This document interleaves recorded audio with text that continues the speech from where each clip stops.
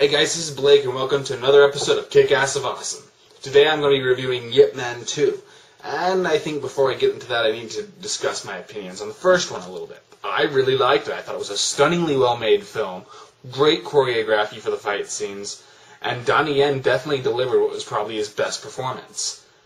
I did have a few problems with it, which I'll go into in a little bit. But first I want to make a point how well made it was. This is definitely the type of movie that a director would love to direct. Just because the tone, you could do so much with it. Like the first act of the movie, it's a kung fu paradise. I mean, yeah, bad stuff still happens, but it treats the whole sequence as if it's really what any kung fu master, a time where any kung fu master would love to live in. And that's what made it, the first act, very interesting. But then it transitions into this desolate, bleak, war-torn hell, and it just was really effective for it. And I usually don't like bleak movies. I think they're tired and lazy, but this one used the bleakness really well. But my main issue with it, well, I had two issues, really. For one, I thought it was a little bit too much like Fearless. I thought that was kind of odd because I always considered Donnie Yen to be sort of a Jet Li knockoff. Even though he's always a good actor, I think. That's just how his movies are done, really. And I thought that was a little strange, but even worse, it kind of felt unintentionally racist. You know, Hong Kong has been very interesting in its portrayal of foreigners, whether it's Japanese or Westerners, because we've done so many horrible things to them, that they're very unforgiving for that. So in all their movies, they definitely portray any foreigner in a negative light. And in a way, I think it's just getting kind of tired. I mean, most of the people who did these horrible things to their country are dead by now. But it's like they still hold it against everybody. But one of the things I actually liked about Fearless was that it felt like it was trying to create unity, open bridges for forgiveness. And I thought that was very admirable. And then I thought Yip Man was kind of a step back. That portrayed the Japanese in a negative light, even made worse when at one point Donnie Yen even says something about how Japanese people can't learn kung fu. Now, I don't think it was intending to be racist. I think it was just kind of a botched national pride message. But it definitely came across a little that way, even though I don't think that was, like I said, the intent.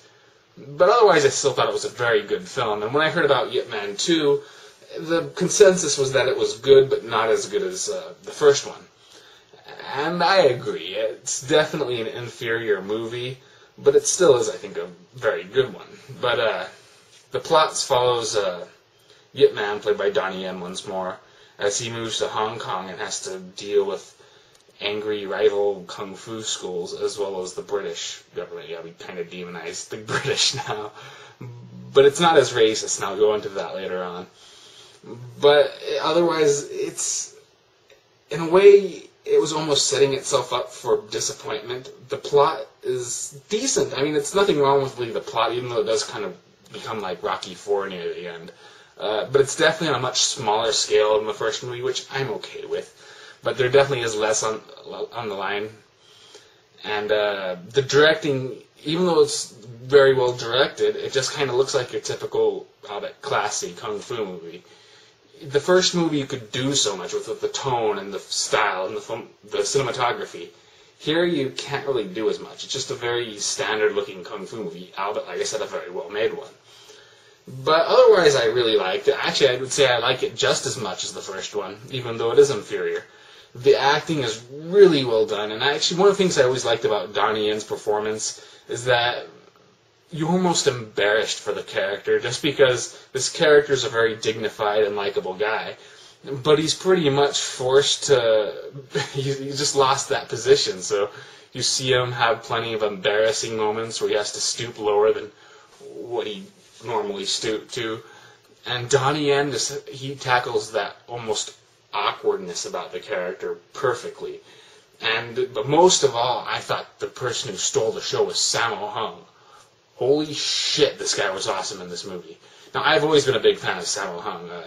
Magnificent Butcher, for example, is one of my favorite kung fu films. But Sammo Hung's always been the goofy guy. He's the clown. But here, he's not. Since he's a lot older, I guess you have to expect that kind of thing. but just the way he's aged into such a badass-looking person, and Sammo Hung plays it with sheer intensity, but always remembers to keep the human side prevalent. So you really like and dislike him whenever the movie wants you to go either way. And his action scenes are really awesome too. This guy can still move, and he's old and fat. Why can't Steven Seagal move anywhere as good as this guy?